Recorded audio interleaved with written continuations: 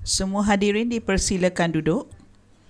Pastikan anda telah membuat imbasan kod QR yang telah ditampal di belakang dewan ini bagi tujuan SPL KPM.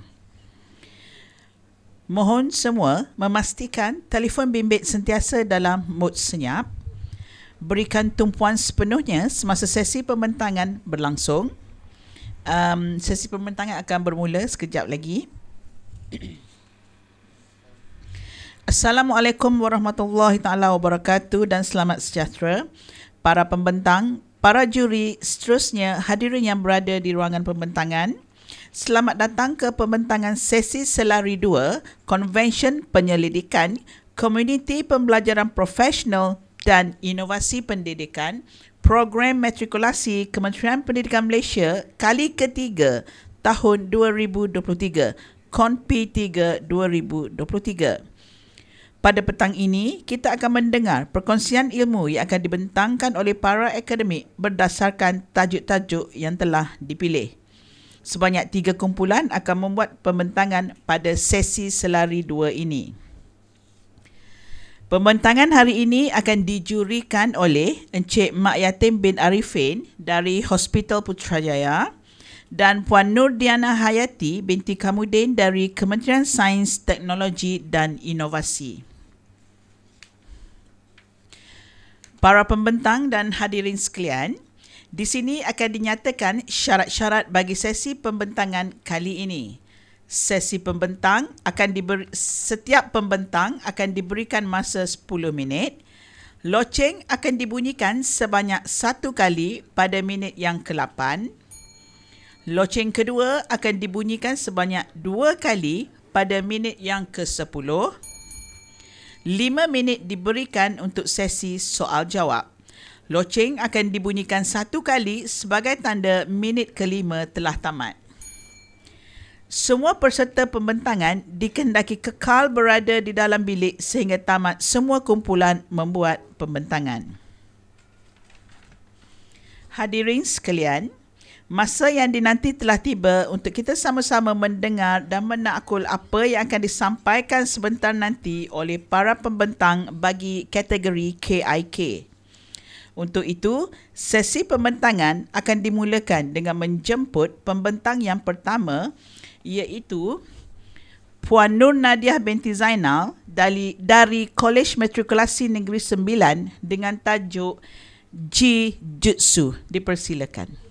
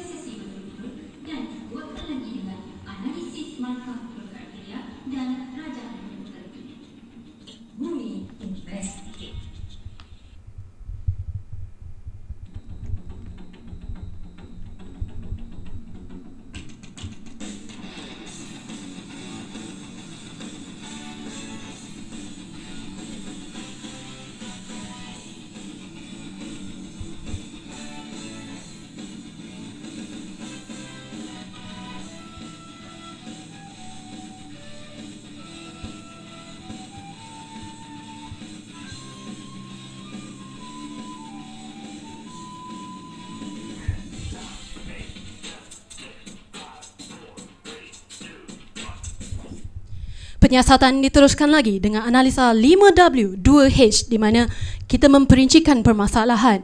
Analisa Pareto turut dilaksanakan bagi menetapkan objektif dan ini melibatkan 40 pelajar daripada 3 sesi berbeza. Bagi menetapkan sasaran kami dan hasil dapatan daripada Pareto, kami telah menetapkan memangkinkan prestasi pelajar mengilustrasikan glikolisis melalui penghafalan berkesan sebagai objektif utama kami beserta dengan 5 sasaran outcome. Manakala sasaran impak utama kami adalah untuk meningkatkan frekuensi pelajar yang dapat menjawab soalan aras tinggi dalam masa yang singkat bagi memastikan keberhasilan pelajar kami dapat memenuhi keperluan industri. Tindakan penyelesaian dimulakan dengan kaedah peta minda dan seterusnya semua idea telah dianalisakan menggunakan analisa SMART. Akhirnya, penyelesaian terbaik setelah mempertimbangkan pelbagai aspek adalah memvisualisasikan bilangan karbon dengan nama substrat. Scamper telah digunakan untuk memastikan produk yang dihasilkan adalah berkualiti, berkeberhasilan tinggi dan bermanfaat untuk organisasi. Akhirnya lahirlah G-Jutsu. G untuk glycolysis. Jutsu adalah datang daripada jurus gerakan jari diinspirasikan dari animasi Naruto. Secara tidak langsung menarik minat generasi muda. Sebanyak 4 prototipe telah dibina dan dianalisa menggunakan analisis pro dan kontra bagi memastikan yang terbaik output yang terhasil. Akhirnya, prototipe keempat telah terpilih berdasarkan pencapaian hasil outcome 100%. Secara ringkasnya, kami Rumi telah membina G-Jutsu di mana meringkaskan ini kepada ini. Glucose 6-phosphate, fructose 6-phosphate, fructose 1,6-bisphosphate, split G3P DHAP, isomerize G3P 1,3-PPG ATP 3PG PG PEP PUV. G-Jutsu telah dianalise dan juga telah dinilai oleh 4 pakar pendidikan daripada peringkat yang berbeza. Mereka adalah Dr. Hairul Faizi, Edufluencer dan Pensyarah Jabatan Inovasi IPG, Puan Nashimah Banu, Guru Cemerlang Biologi Matrikulasi Selangor, Edufluencer dan Cikgu Juara Digital, Puan Nur Adila, Ketua Panitia Biologi Kolej Tingkatan 6 serta Puan Sudani, Guru Cemerlang Biologi Sekolah Menengah Seri Pagi. Sasaran impak kami telah tercapai berdasarkan peningkatan frekuensi pelajar yang dapat menjawab soalan aras tinggi dalam masa yang singkat menggunakan G-Jutsu berbanding pelajar yang tidak menggunakan G-Jutsu. Ini kerana sebagaimana Fleming Rule dan Right Hand Rule yang telah menyumbang ke dalam dunia fizik, G-Jutsu telah memintas keperluan untuk menghafal sekaligus membenarkan pelajar untuk terus berfikir secara analitik, kreatif dan juga berkemahiran tinggi. Keberhasilan membantu pelajar menghafal istilah dan proses dengan betul telah tercapai berdasarkan analisa pembentangan pelajar. Suka saya nyatakan di sini, kita tidak penalti kepada pelajar tersalah formasi. Kita just fokus kepada proses dan istilah yang betul. Dapatan lain iaitu outcome menarik, meningkatkan kualiti PDPC, versatile, praktikal dan menjimatkan masa telah terbukti tercapai berdasarkan dapatan soal selidik. G-Jutsu juga meningkatkan kepuasan pengalaman belajar kepada pelajar sebagai stakeholder berdasarkan kepada jumlah view melebihi 2,000, like sebanyak 167, bookmark sebanyak 43 dalam 2 minggu dilancarkan tanpa sebarang promosi dari kami. Penjimatan masa adalah sebanyak 85.4%. Suka saya bawa korang untuk tengok. Ia boleh dilaksanakan di mana-mana pada bila-bila masa, hatta dalam toilet, tidak seperti nota atau bahan mawujud. Penjimatan kos adalah sekitar 1,746 kepada pengurusan. Boleh beli 2 LCD, menaik tarafkan 2 bilik darjah secara tak langsung jadikan PDPC lebih berkesan. Pada pelajar pula, penjimatan adalah lebih kurang RM419. Boleh beli sekurang-kurangnya 80 menu rahmah berharga RM5. Faedah luar jangka termasuklah menggalakkan pelajar berkomunikasi sains secara digital dan merentas sempadan apabila kami dapati di dalam TikTok duet yang mereka buat, mereka saling berbalas komen berkenaan glikolisis menggunakan G-Jutsu. Selain itu, ia meningkatkan daya saing secara positif dalam pelajar apabila kami dapati mereka saling berlumba-lumba untuk melengkapkan G-Jutsu secara tak langsung menjadi sukan minda. Impak G-Jutsu lain yang kami sasarkan adalah boleh digunakan sebagai alat bantu mengajar dalam topik lain seperti Molecule of Life dan juga fotosintesis, manakala ia turut meningkatkan imej jabatan di mata komuniti sekaligus meningkatkan mutual trust. Impak luar jangka termasuklah pelajar melibatkan diri dalam pembelajaran nano-learning secara kendiri apabila kami dapati mereka sendiri menghasilkan jijutsu dalam TikTok mereka dan mereka kongsikan sendiri. Ia turut meningkatkan efikasi kendiri dalam diri pelajar apabila kami dapati pelajar membimbing rakan sebaya dalam topik glycolysis menggunakan jijutsu. Seterusnya, ia menjimatkan sumber manusia kerana tidak perlu lagi guru ataupun jurulatih untuk melatih, sebaliknya boleh gunakan TikTok jijutsu saja dan mampu menarik golongan muda mengambil aliran sains. InsyaAllah, kita tak perlu risau pasal kekurangan doktor pakar atau pakar biologi di masa hadapan. Jijutsu telah mendapat pengiktirafan daripada hak cipta daripada MyIPO, disebarluaskan melalui TikTok, Telegram Matrikulasi Malaysia serta telah dibentangkan dalam wacana ilmu bahagian matrikulasi. Pada tahun 2019, berbekalkan hanya prototipe 2, jijutsu telah memenangi pingat gangsa. Pada tahun 2023, setelah dilancarkan pada Mac 2023 hingga Julai 2023, jijutsu telah memenangi 2 emas dan kami tidak plan untuk berhenti di sini. Kami plan untuk aktifkan TikTok affiliate di mana daripada pendapatan ini kami akan menghasilkan pertandingan menghasilkan jurus cari biologi dikenali sebagai biojutsu. InsyaAllah satu hari nanti kita akan muncul sebagai negara yang sangat baik dalam biologi. Jijutsu juga mendukung pendidikan masa tersedia masa hadapan berdasarkan elemen dan side elemen tertera. Diringkaskan, jijutsu adalah satu kaedah untuk membantu penghafalan kerana bio bukan setakat menghafal. Tetapi sekiranya mereka tidak menghafal istilah ini, mereka tidak akan dapat berkedepan dan berfikir secara analitik. Biojutsu juga, jijutsu juga adalah, oleh itu, saat ini, ketika ini, bantulah kami untuk mencapai cita-cita ini dengan memilih kami menjadi pemenang platinum. Sekian. Rumi, signing out.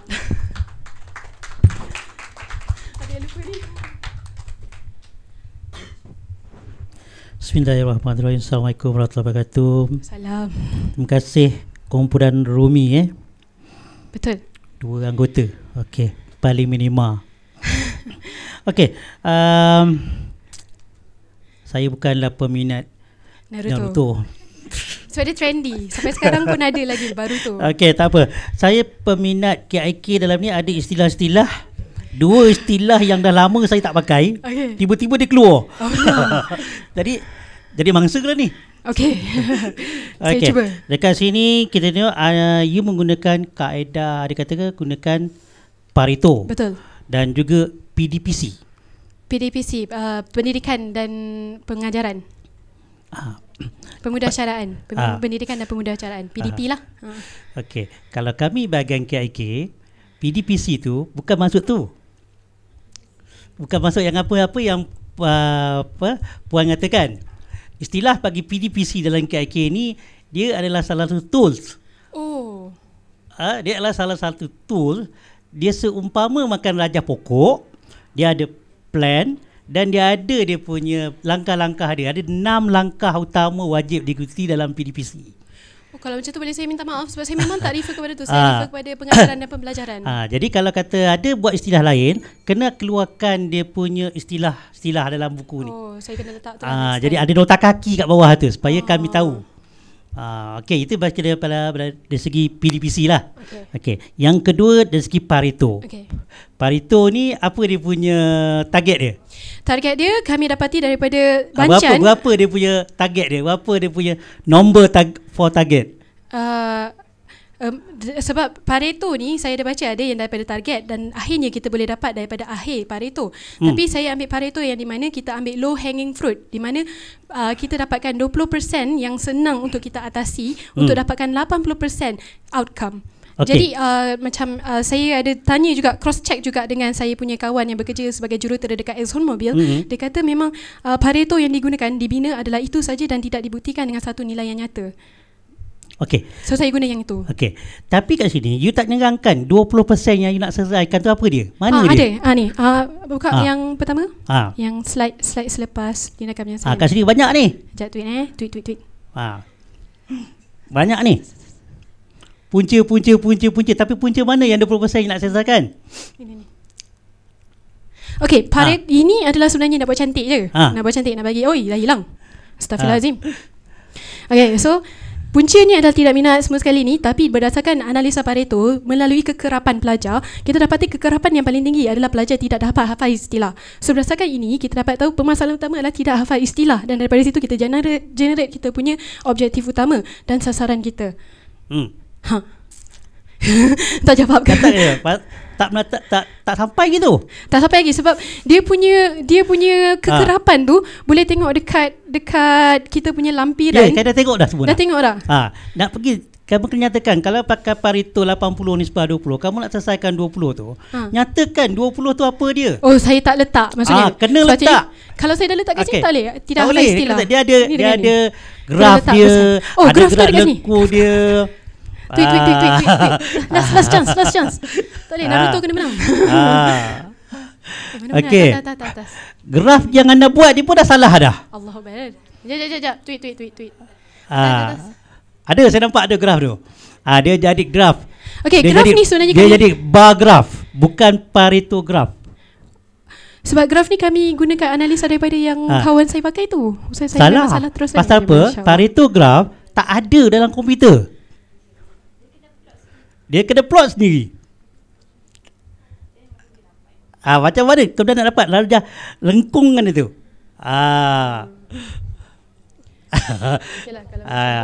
Okey. Dia sama-sama Okey. Dia yang anda buat tu ada dapat bar graph.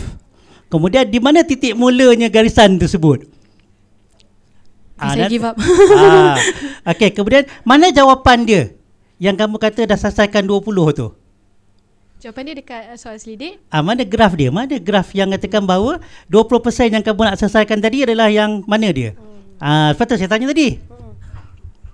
20% tu mana? Jadi kamu dah selesaikan 20% tu. Mana dia jawapan 20% yang kamu selesaikan?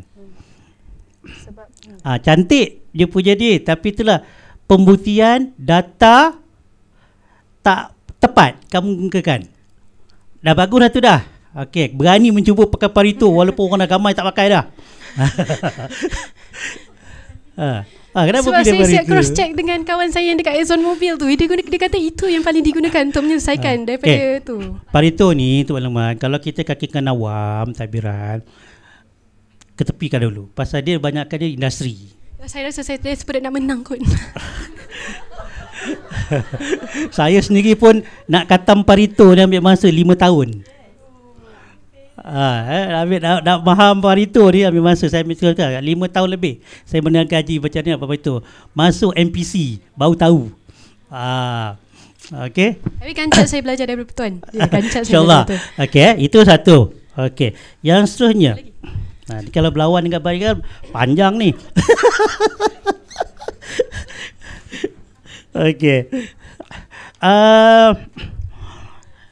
Saya tak dapat nak membuat scanner tentang kamu punya QR code. Semua saya tak boleh baca. Pasal kemungkinan kitakan kamu ni ada dia. So kami tak dapat nak tengok dia punya YouTube apa semua kan, Google lah. Okey, jadi dekat sini boleh tak terangkan saya tadi macam mana peratus kamu dapat dekat buku? Tak ada muka surat. Sebab kita hantar kat Guru Setia. Jadi tak ada tulis muka surat. Jadi tak ada muka surat. Allahuakbar. Okey. Dekat sini kata dia kualiti pembelajaran adalah meningkat iaitu sebanyak 77.8%. Dari berapa? Tak ada nyatakan. Begitu juga okey, dia kata sini dia kata 81.5% amat bersetuju. Dari berapa?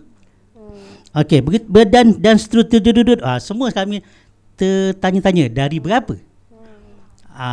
Patutnya lebih baik letakkanlah. Patutnya daripada awal kaji selidik. Memang kena letak kat situ berapa dah. Okey, pasal tu nak tunjukkan bahawa jisu kamu tu memang betul-betul berjaya untuk menarik minat dan juga dia orang dapat hafal. Ni sebelum tanya lagi, mana pergi kamus dia? Kamus jitsu dia. Kamus jitsu dia. Dia patut kalau buat macam ni, kamu kena ada kamus dia. Kamu ada manual pengguna dia. Tak, memang sebarkan daripada video je. Tak, kamu kena ada. Kena ada. Okey, saya akan buat. Yep. Pastikan bagi kami mana. Dengan duit tu kami punya. Okey, sekian daripada saya. Terima kasih. Tuan-tuan je. Yang tu je, sikit je. Kita actually ada box gambar ni. Kalau tak kisah ni Ini kan maksud tuan? Oi, masya-Allah. Apa ni kan kena buatlah kamus dia. Okey. Yang ni ke maksud tuan? Okey, kami akan perbaikilah benda ni. Insya-Allah. Ada atas slide tu. Tapi buat pendaftaran internet guna apa? Mai tu.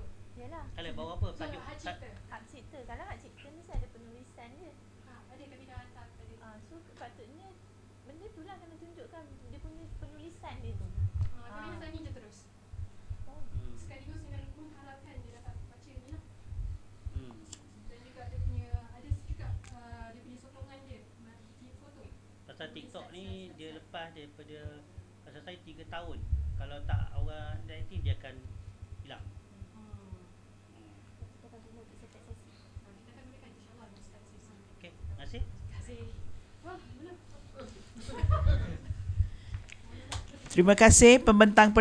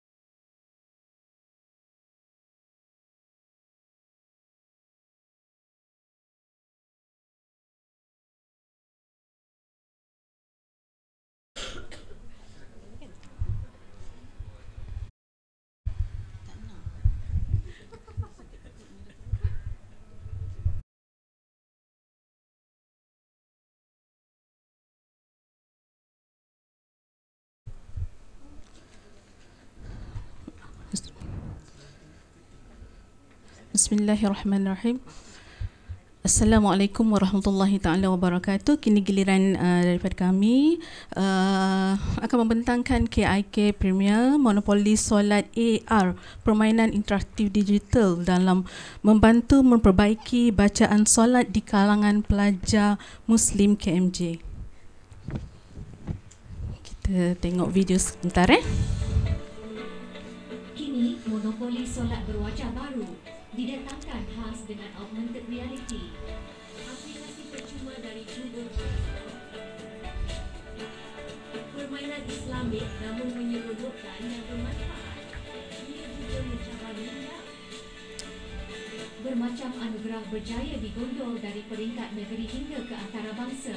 Gambar Mufti Perlis, surat khabar sinaran harian majalah Farmer Astro Oasis.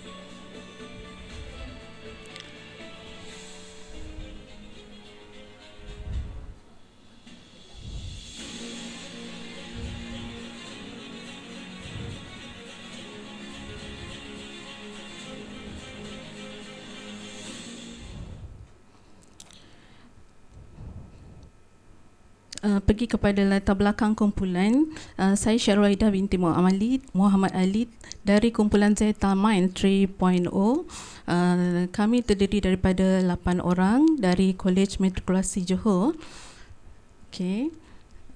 Kemudian ini adalah masalah yang dihadapi, iaitu yang pertama, isu umat Islam terutamanya remaja yang lemah bacaan solat kian merunsingkan, dan yang kedua, hasil penilaian daripada unit pendidikan Islam dan moral mendapati kualiti dan juga makhraj tajwid, hukum tajwid dalam solat di kalangan para remaja Kolej Meritokrasi Johor berada dalam tahap kurang memuaskan. Dan yang ketiga, yang lebih menyedihkan lagi, ramai 65%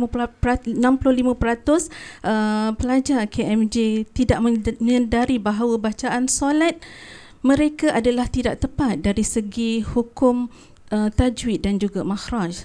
Seterusnya, ini adalah penjelasan menggunakan teknik 4W dan 1H.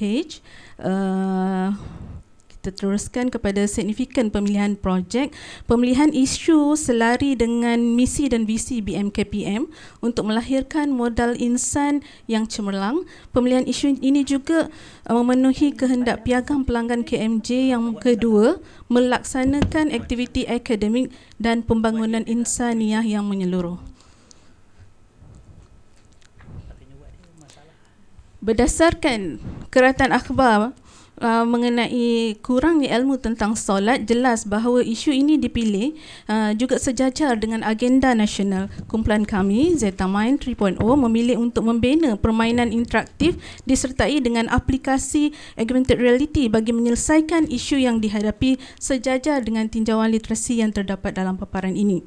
Ini adalah kaedah pemilihan projek dan analisis. Telah melalui kaedah brainstorming 10 masalah, kemudian menggunakan analisis rajah metrik kami dapat 5 masalah, force ranking 2 masalah, dan masalah penyataan masalah ialah ketiadaan permainan digital yang menarik bagi membantu memperbaiki sebutan makhraj dan tajwid bacaan solat di kalangan warga remaja KMJ. Ini pula penetapan mengenai sasaran outcome dan impak. Dia kat situ ada 4 outcome, kemudian impak jangka masa panjang, sosial, image pemegang taruh dan juga kepuasan pelanggan. Seterusnya, tindakan penyelesaian. Melalui proses brainstorming, kumpulan Zetamind 3.0 bersetuju untuk menggunakan design thinking sebagai tools untuk menjalankan projek KIK ini. Zetamind 3.0 telah menggunakan 3 teknik empathize, iaitu menyelami, perhatian dan melibatkan diri kepada 200 responden KMJ spesifik kepada bacaan dalam solat. Seterusnya, define. Zetamind juga telah menggunakan teknik mengupas, mereka bentuk sudut pandangan dan memperincikan masalah yang dihadapi. Kemudian seterusnya, idea penyelesaian daripada masalah yang dihadapi. Maka setelah brainstorming, 5 cadangan penyelesaian telah dipilih. Seterusnya menggunakan teknik SWOT, analisis 1. Cadangan penyelesaian telah dipilih, iaitu mereka bentuk permainan interaktif digital bagi membantu memperbaiki bacaan dalam solat di kalangan para pelajar KMJ. Berdasarkan kepada brainstorming, Zetamind 3.0 telah membina satu permainan yang ini berkonsepkan kepada permainan monopoli dengan menggunakan kertas biasa. Permainan ini kami pilih kerana kebanyakan responden tahu cara permainan. Berbeza dengan permainan monopoli yang biasa, cara permainan monopoli ini memerlukan responden tasmik bacaan dalam solat setiap kali membuat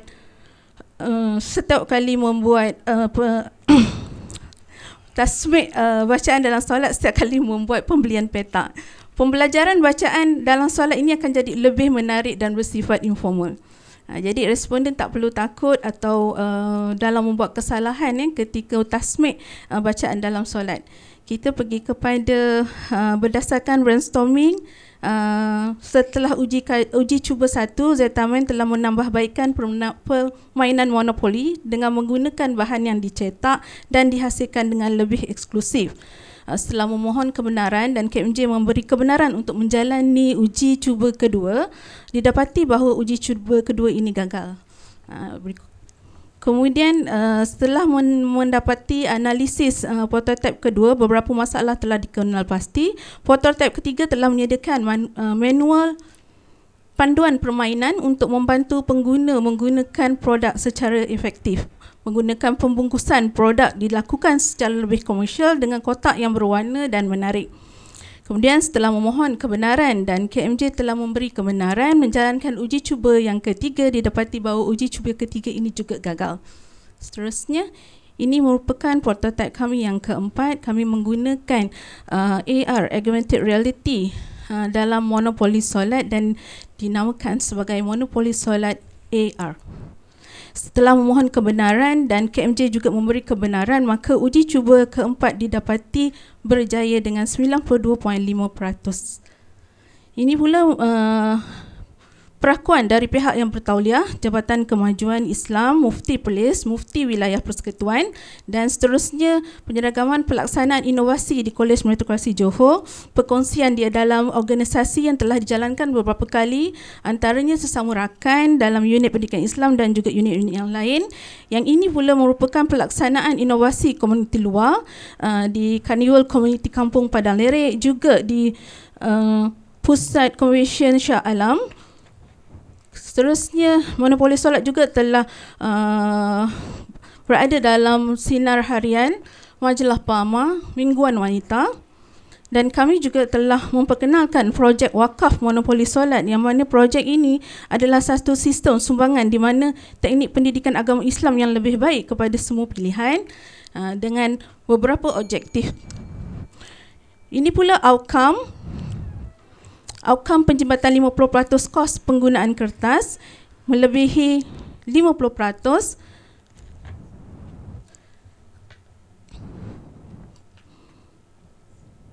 Kemudian outcome yang kedua, outcome yang ketiga, menyediakan produk kerohanian dengan penggunaan teknik digital yang menarik. Dan outcome keempat, penjimatan 40% masa pengajaran bacaan dalam solat. Outcome luar jangka dan pembuktian. Yang pertama, senarai nama tadika ataupun sekolah rendah yang telah membeli monopoli solat. Impak 1, sosial, menggalakkan aktiviti sosial di kalangan responden. Impak kedua, image, meningkatkan image organisasi kepada pensyarah-pensyarah KMJ dalam menghasilkan produk kerohanian digital. Impak yang ketiga, dapat meningkatkan image pemegang taruh dalam mempromosikan produk kerohanian. Dan ini seterusnya temu pelajar, pencapaian dan bukti.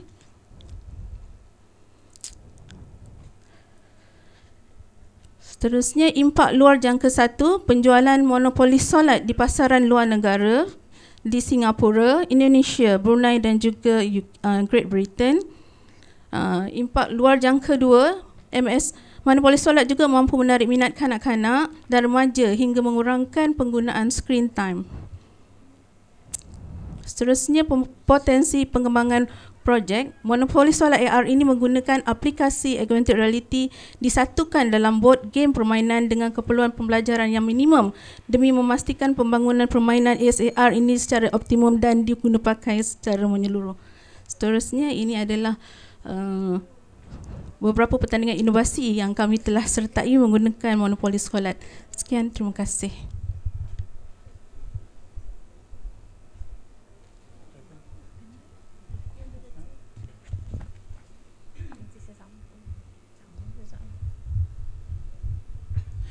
Bismillahirrahmanirrahim. Assalamualaikum warahmatullahi wabarakatuh. Okey. Saya tak nak tanya. Saya nak tanya satu je. Bila projek ni siap dan bila kamu tubuhkan kumpulan? Untuk projek monopoli solat AR ni baru siap pada tahun ini. Sebelum ni kami menggunakan monopoli solat. Mana ni penambah baik? Penambahbaikan. Kena tukar borang ni. Okey. Ini penambahbaikan. Ada mula monopoli solat, kemudian kami tambah kepada augmented reality menggunakan AR di board game. Okey. Mana kamu dah beri jawapan lah. Kotak lebih panjang ni. Okey. Seterusnya kami nak tanya, mana dapat 78 berapa persen negeri Johor ni? Saya tak puas hati ni. Orang negeri Johor kurang tajwid dia, mahrak apa semua ni. Saya 01 ke? Saya 01 juga. Ni berdebar tak hilang ni. Sampai dah tak boleh nak cakap sebenarnya saya ni. Okay, mana dapat tu?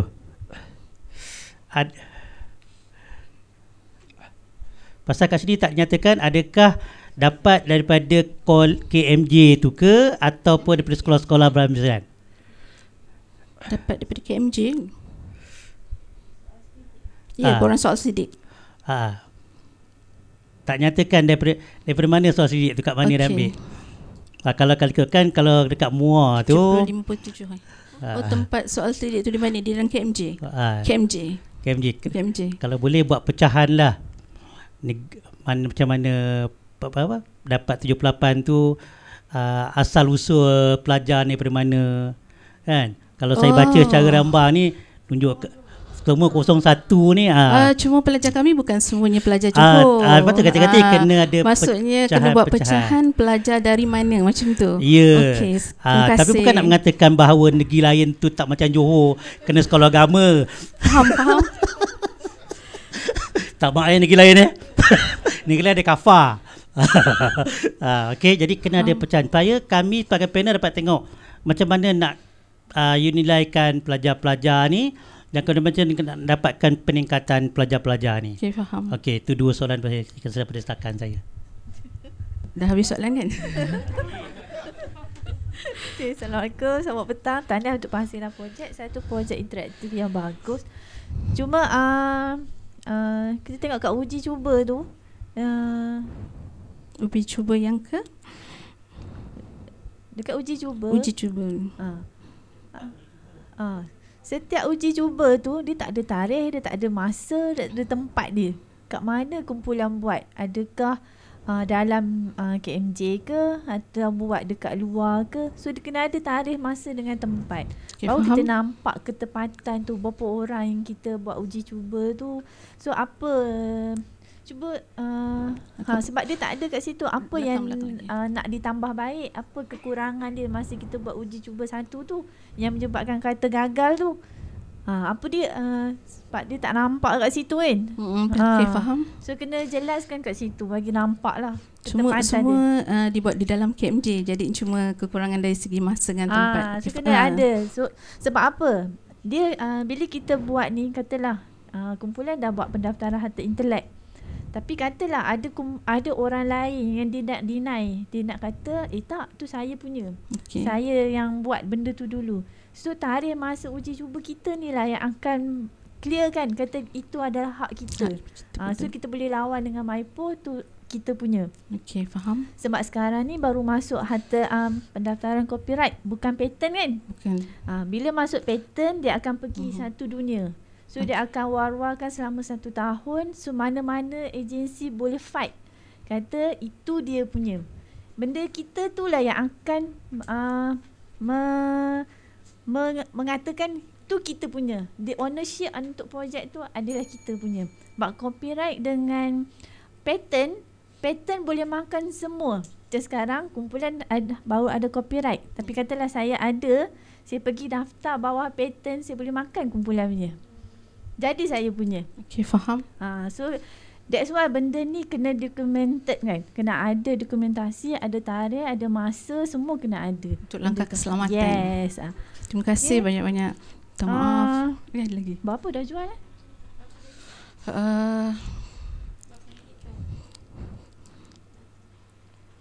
Kalau data di sini dalam 300 sekejap ya.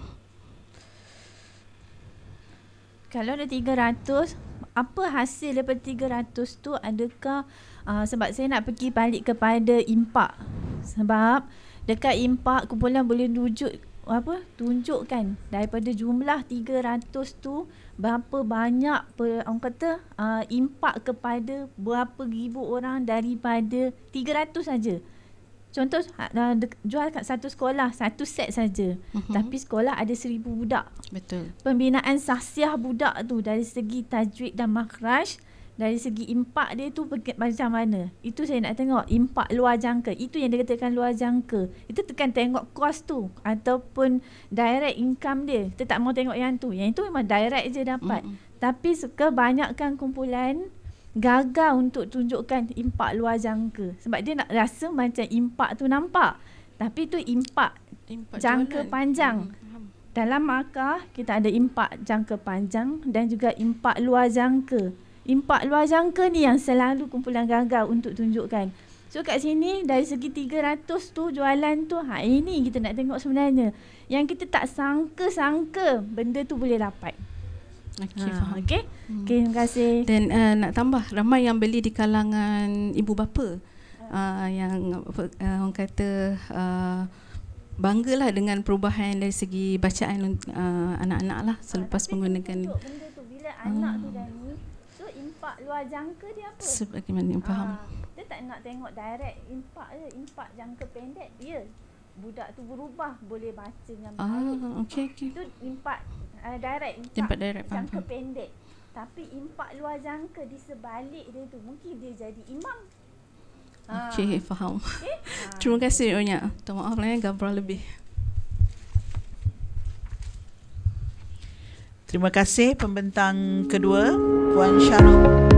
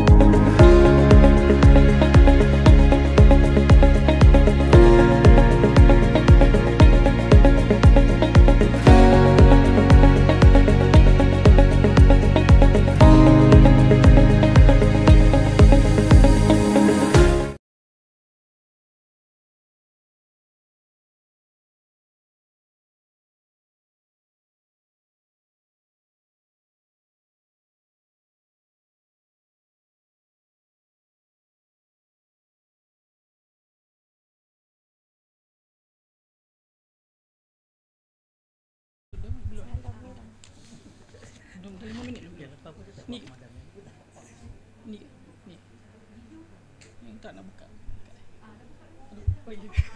Okay, sorry. Tak payahlah. Tak apalah, saya potong. Tak boleh sikit. Bismillah. Bismillahirrahmanirrahim. Assalamualaikum warahmatullahi wabarakatuh dan selamat sejahtera. Saya Cikgu Zainuddin bin Zainal Abidin dari SK Bandar Tenggara 1. Hari ini ingin membentangkan sebuah inovasi ataupun sebuah KIK yang bertajuk Fun Kit, kit pembelajaran berasaskan permainan kaedah pengawitan makanan. Jadi ini adalah kumpulan primer, bidang inovasinya penyampaian perkhidmatan dan kategori penambahbaikan. Ini adalah sokongan dan kelulusan daripada pengurusan pihak tertinggi.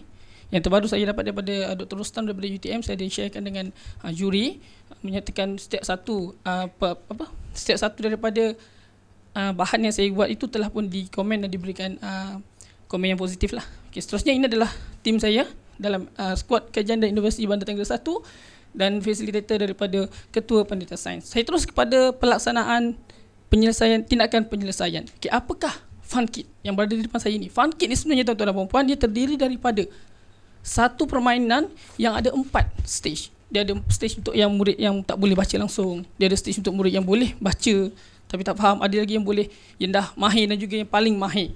Ia adalah kerana kita wujudkan permainan ini kerana ia merupakan satu masalah berlaku apabila topik pengawitan makanan tahun 6. topik bab 8 ni dia dah buat ujung-ujung. Masa tak cukup kita nak buat tuan-tuan dan puan-puan. Masa kita cuma ada dalam 2-3 minggu untuk topik 8 ni, sedangkan dalam tajuk pengawetan makanan ada 12 subtopik.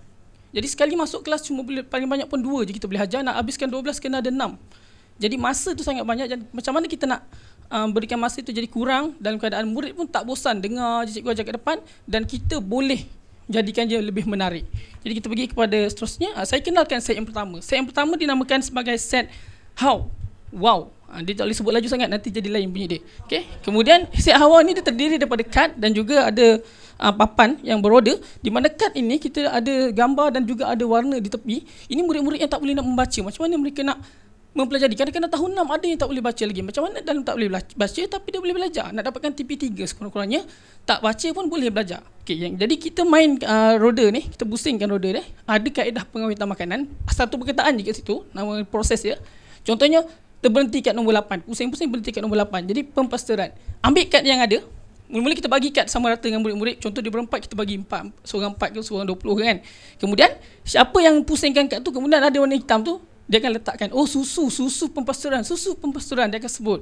Dah ada gambar kat situ. Maka siapa yang habis dulu kad tu, pusing, maka dia akan menang. Jadi mereka akan ada permainan dan menyeronokkan siapa nak menang dulu, siapa tak menang dulu. Okay? Dan ini adalah contoh bahannya ketika ia dimainkan. Okay, seterusnya yang kedua adalah IQ board. IQ board ni kira standard tinggi sikit. Murid-murid ni dia boleh bermain.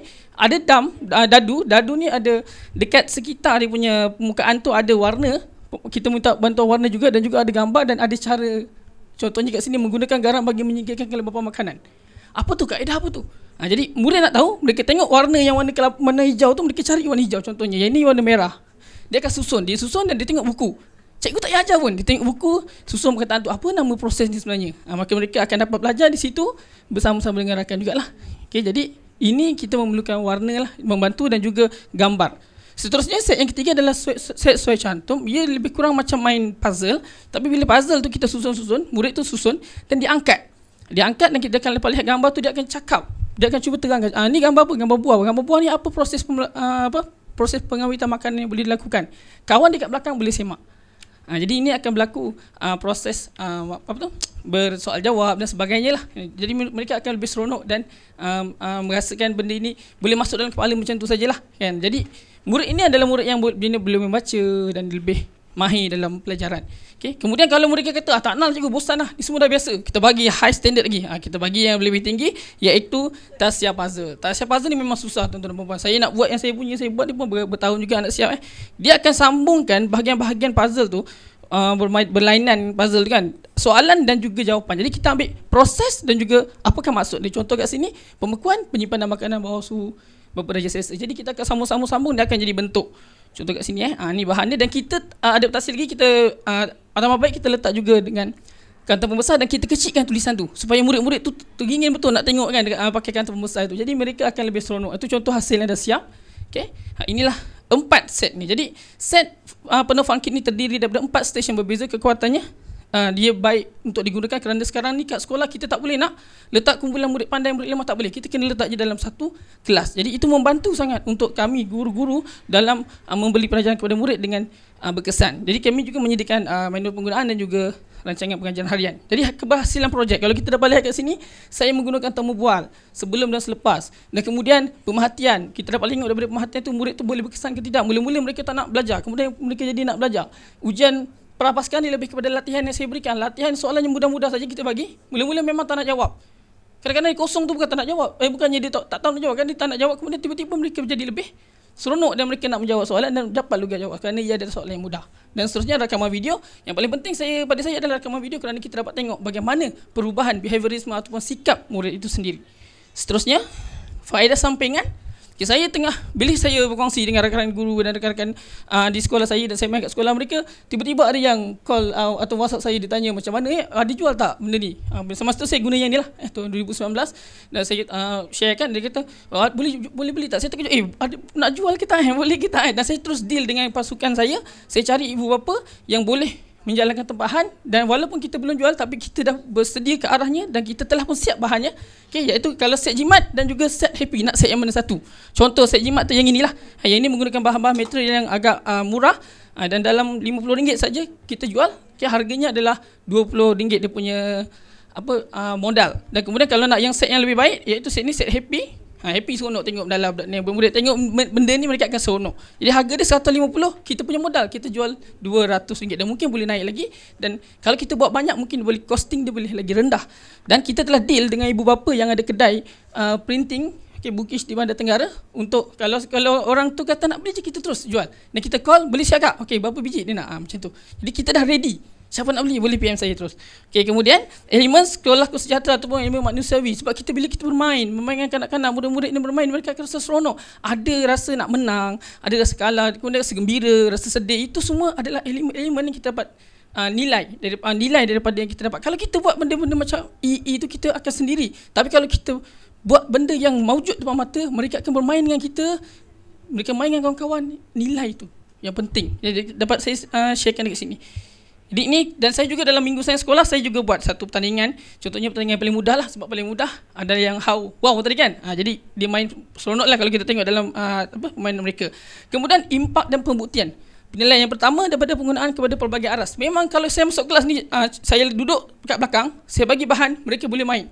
Mereka boleh bermain dengan, memang akan bising sikit, tapi mereka bermain, bertanya dan juga berseronok untuk tahu, untuk tengok siapa yang menang, siapa yang berjaya, siapa yang kalah. Kemudian mereka akan tanya saya kalau perlukan masalah. Jadi kalau ada masalah, jadi itu merupakan salah satu daripada tugas saya sebagai facilitator. Dari segi kawalan kelas, of course kawal senang ni. Saya duduk kat dalam sekolah tu, rupanya kelas ni senang rupanya. Selama ni saya ajar yang pertama ni, yang kedua ni, ingat dua je.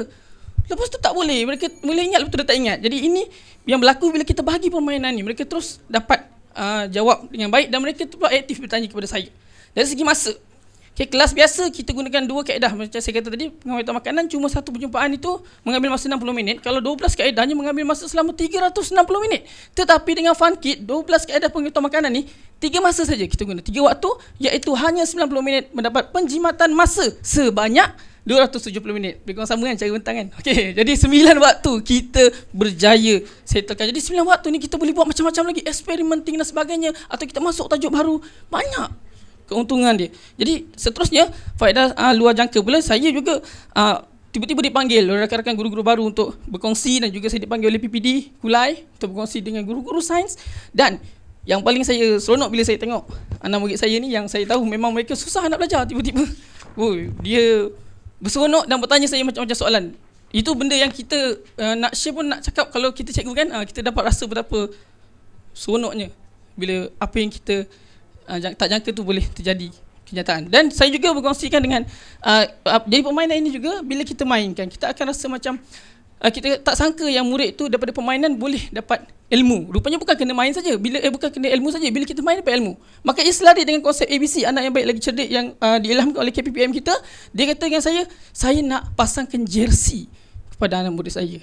Jadi saya buat itu, dan jersey itu menjadi jersey jasmani, emosi, rohani, sosial, dan akhirnya barulah itu intelek dapat masuk. Alhamdulillah, selaraslah dengan Fun Kit ini. Maka potensi pengembangan inovasi, ia boleh digunakan aktiviti bebas di rumah tempat awam, selain menggunakan aktiviti perpustakaan, BBB, guru ganti, dan peranan lain sebagai tempat peranan sebagai otak rehat. Macam kita duduk kat mana-mana, kita main saja, kita boleh relax dan kita belajar. Ini contoh. Ini adalah sebenarnya tak dapat dimainkan sebab saya tak buka laptop tadi. Ini adalah digunakan oleh murid yang bukan tahun 6. Mereka seronok, dan tahap kesediaan saya telah berdaftar di IPO, dan juga kami telah hantar 2023 terbaru ni untuk pertandingan peringkat antarabangsa dan berjaya mendapat gold medal dalam inovasi. Dan perniagaan replikasi, kami telah pun membuat beberapa perkongsian di pameran, dan ia telah siap untuk dijual dalam 2 varian, iaitu varian set jimat dan varian yang tertinggi, iaitu varian happy. Itu sahaja daripada saya. Terima kasih kepada rakan-rakan, dan sekian, terima kasih. Assalamualaikum warahmatullahi wabarakatuh. Waalaikumsalam warahmatullahi wabarakatuh. Terima kasih. Ini satu-satunya sekolah Anto. Ni Bandar Tenggara 1, pelajar Felda ke orang asli tu? Dia nama bandar tapi dia bukan bandar. Dia Felda. Dia ni yang kampung orang asli. Dia taman-taman. Dia bukan orang asli. Yang asli tu yang dalam sikit. Tapi dia hampir jugalah. Yang dekat dengan taman tu kan. Dia Kota Bandar jugalah. Taman-taman gitulah. Kilang-kilang. Okey. Terlebih saya ucapkan tahniah ke atas inovasi tersebut. walaupun dari segi KIK ni dia ada beberapa cara yang perlu diikuti step by step untuk masukkan data-data KIK. Ya, kalau tengok kan simpangan dia tu jauh sikit lah. Kau nak pergi Bandar Tenggara tu, dia tak ikut Bandar Tenggara, dia pergi Kulai dulu. Kan? Dia pergi Sungai Sayung, dia pergi pada dulu, kita anda baru dia masuk. Okey, dia tak pergi Bandar Tenggara, pergi Keluang. Okey. Yang pertama saya tengok sini adalah carta batuan. Okey, carta batuannya tu lah tak kena, tak tepat. Dia plan, do, check, action dia. Dari segi macam ni carta batuan. Dari segi dalam jalan kerja dia tu, plan dia tak kena, do, check, action pun semua tak kena dia punya persua. Kemudian jalan kerja dia yang dapat tu saya tak tahu lah yang mana satu kamu punya perancangan dan kamu punya tindakan dia. Pasal dia satu kotak je, patutnya ada dua kotak atas dan bawah. Saya buat macam dirancang kemudian kita bertindak, ini kita rancang semula. Kalau dia terbalik semula. Dia tak boleh. Dia dalam PDCA ni dia akan terus ke depan. Dia tak ada ghostan balik. Okay, itu satu. Yang kedua, brainstorm. Okay, brainstorm ni ialah pencambahan fikiran, idea-idea yang nak dikeluarkan apa semua. Tapi gambar rajah yang ditunjukkan sini, ini bukan brainstorm, ni ialah rajah hubung kait. Saya menggunakan brainstorm ni untuk saya mengenal pasti macam mana nak settlekan masalah, kenal murid dia macam betul. mana. Tapi yang dirakam kat dia ditulis dekat sini ni, rajah hubung kait. Lain. Maksudnya dia itu macam pokok, lebih kurang macam pokok sikit lah dia punya gambar rajah tu kan. Dia brainstorm ni ketik, nanti belajar balik. Saya tak ada nanti sekarang panjang saya banyak dalam apa tu yang 8 kaedah. Dia jangan tengok. Kalau tengok ni kadang tak semestinya yang kita tengok tu betul. Kena belajar macam tu okey. Tapi dah bagus dah tu dah. Ada berani apa semua, okey. Okey. Kemudian saya kat sini okey, dari segi tajuk masalah yang atas ni. Ada dua. Okey. Kat sini dia kata, anda kata sini murid sukar untuk mengingati fakta yang sangat banyak dalam satu topik. Itu satu. Yang kedua, masa pengajaran yang tidak cukup untuk guru mengajar topik pengawetan makanan. Kedua. Mana satu nak pakai? Dia susah nak ingat banyak benda sebabkan cikgu tu tak cukup masa. Jadi sebab tu yang kita come out ni macam mana murid nak dapatkan ilmu tu dalam masa guru tu kita cepatkan. Sebab yalah masa tu sangat berharga dalam ni kan, dalam minggu untuk mengajar tu. Lepas tu dalam KIK ni dia kena betul-betul fahami teknik KIK tu. So dalam ni ada, kalau kami kita tengok ada dua. Jadi kena nyatakan yang mana satu nak buat. Kemudian dia ada jawapan dia ni, kamu punya soal balik pada 5W1H. What? Tapi kat sini kamu tanya balik semula. Apa masalah yang hadapi? Maksudnya saya brainstorm lah, saya nak tahu apa masalah patutnya, saya tu. Di luar. Tak dalam tu. Okey. Jadi what ni, jadi apa salah dia? Nak murid suka mengingati fakta ke atau masa mengajar yang tidak cukup? Tu dalam what tu kena taruh.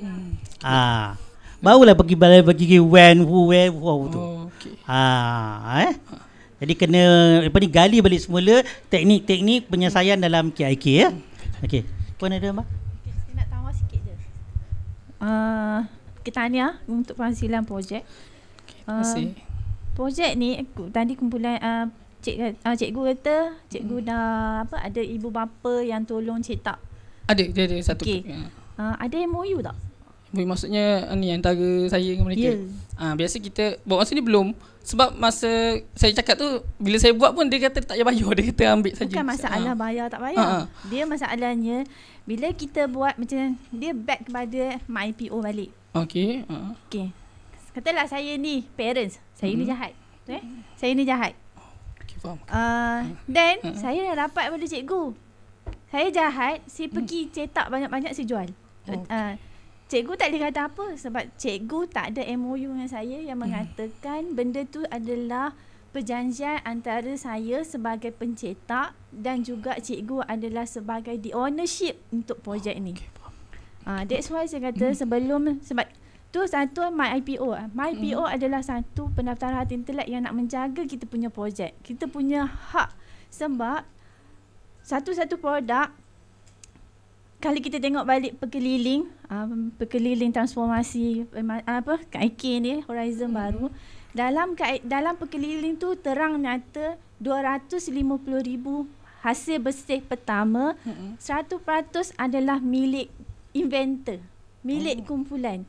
Maknanya agensi tak dapat sesen pun. That's why kalau cikgu tak ada pendaftaran harta intelek dan cikgu jual macam tu saja, salah. Sebab cikgu adalah penjawat awam. That's why benda ni kena ada benda tu, dan juga itu yang nak melindungi cikgu. 250,000 pertama tadi tu cikgu punya. 250,000 RM1 hingga RM1 ada pecahannya pula. 80%. Yes, sehingga 5.5 juta. Then MOU tu lah yang nak melindungi cikgu. Then satu lagi, yang kedua, berapa kos dia tadi? 150. Kalau yang cantik sikit. Yang cantik sikit. Cikgu pernah tak minta dana? Ada hasrat nak sebar luas satu Malaysia, satu dunia? Ada hasrat tu ada. Tapi boleh minta dana tak boleh. So that's why kena satu ada MOU. Kalau cikgu nak dana, cikgu boleh datang kat MOSTI. MOSTI ada dana bagi projek-projek yang nak dikembang ataupun nak dikomersialkan. Dengan syarat cikgu boleh tunjukkan kat kita impak dan juga outcome. So kita akan bagi bermula daripada RM5,000 hingga RM500,000. Dengan syarat ada MOU, siapa yang nak cetak, nak dikembangkan ke mana, impak dia apa, outcome dia apa. Dengan satu lagi, mesti hanya tengok bagi projek-projek yang ada nilai komersial. Bagi projek yang tak ada nilai komersial, mesti tak bagilah. So kita ada satu lagi, kita akan carikan cikgu syarikat mana yang nak tolong kembangkan projek cikgu. That's why saya kata cikgu kena ada MOU tu dulu. Okey, faham. Okey. Terima kasih. Terima kasih, Man.